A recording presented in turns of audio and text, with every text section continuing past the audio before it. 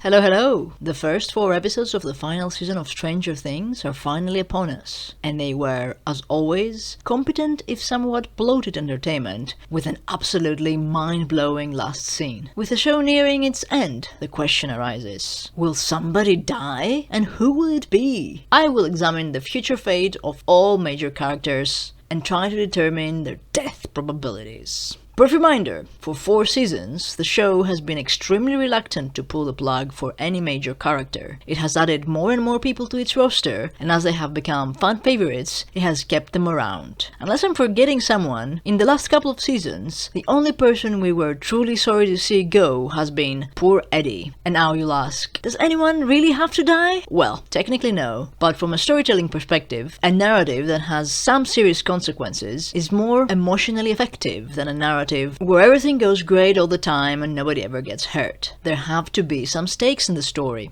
Okay, let's get to the point. Here are all the potential casualties determined by a foolproof equation, and here is the scale of probabilities, from a high likelihood of meeting the grim Vecna to pineapple pizzas and scoops ahoy forever. First up, we get Erica, Luca's sin-stealing kid sister. This absolute fan favorite has been with us in season 2 and has had the biggest growth spurt of everyone. Even though she no longer looks it, Erica is 13, and as one of the youngest kids still around, there's absolutely no way the show kills her off. She lives on to explore wormholes in the future. Actually, I bet wormholes will feature in the second part of the season. Like, maybe they will use one to get through that horrifying wall or something. Up next, we have Karen Wheeler, the Karen of our hearts. Now, she would have been a good candidate for dying. Frankly, she and or her husband should have died in episode 3. I didn't even remember that guy existed. He's been in 26 episodes? But I get that if they did die, it would really slow down the plot, as it would devastate Mike and Nancy, and frankly, there's no time for that at this stage of the season. Both of them get an A for effort in fighting the Demogorgon, and Karen gets to be a hero for a while, atoning for her drunken, bored housewife antics. If the Demogorgon didn't get them,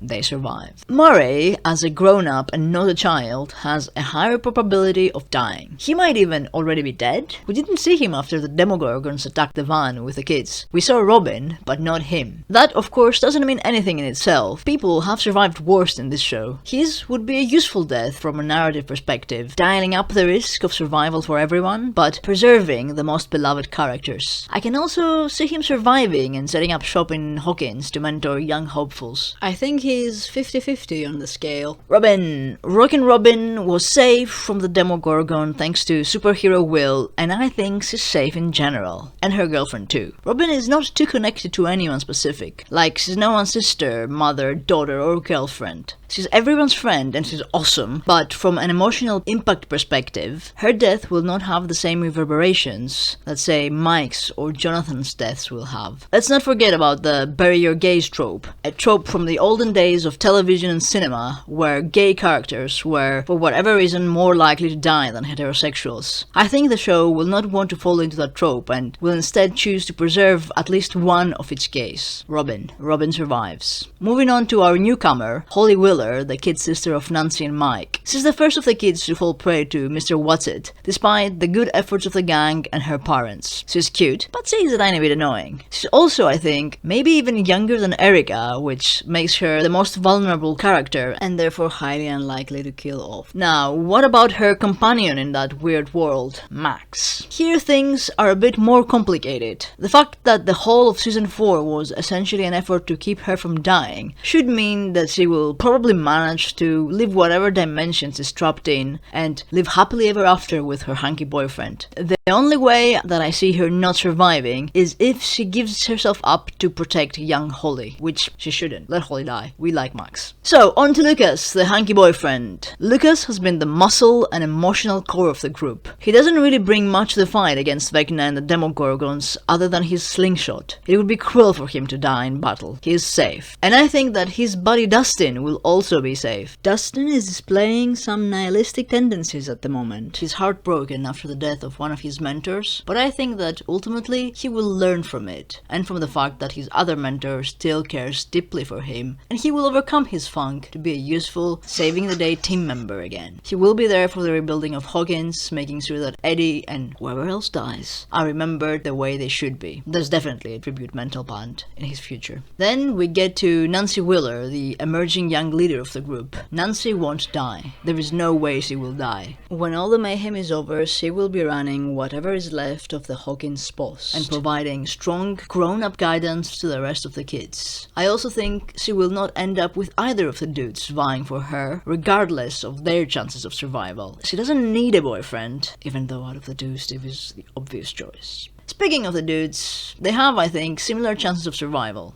I can see both of them surviving to provide positive male role models for their respective children, but I also see them sacrificing themselves to protect either of those two idiots. I think at worst, one of them dies, but probably not.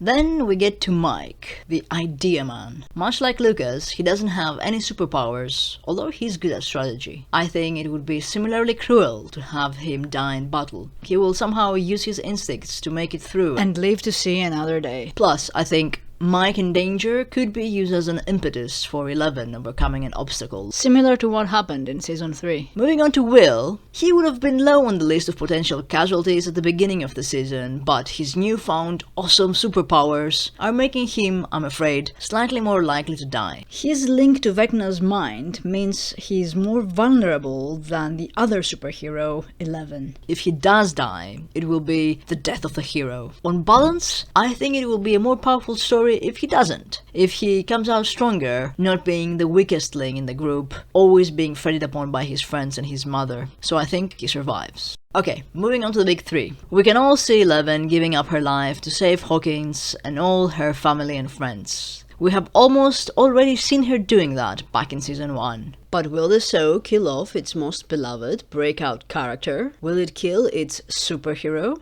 I think not. I think she survives. She has suffered so much over 5 seasons, and her entire lifetime, really. She has earned a happy ending. Hopper is the obvious choice to kill off. Tortured, heroic, willing to jump into the fire. Which he has already done. Remember, we've already cried about Hopper. His tearful goodbyes have made grown-ass adults cry at the end of Season 3, and we've had a mini repeat in Episode 4. He won't die because, well, he already has. He already has proven his chops, and his daughter and everyone else have already had the emotional consequences of that death. Plus, he's finally getting his happily ever after. Or is he? Because, well, I totally think that Joyce is going to die. It makes the most sense. She's the mother of Will and the mother figure to all of them. She is resolute in protecting her children. She's more than happy to sacrifice herself whenever need be. I think it has to be her that bites the bullet.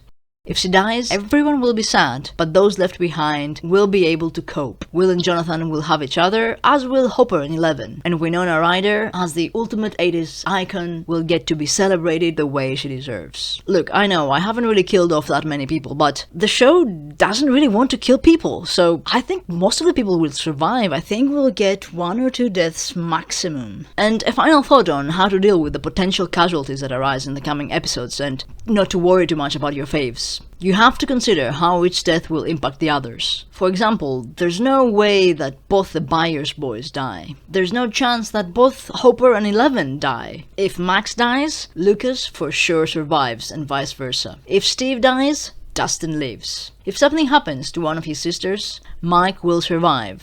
And so on. I can't believe we have so long to wait for the next batch of episodes. Personally, I think that as long as 11 and Dustin don't die, I will be okay. And Robin. And Will. And Steve. Okay, I see why there's a problem. That's it from me. If you enjoyed this, please consider liking or subscribing. As always, thanks for watching.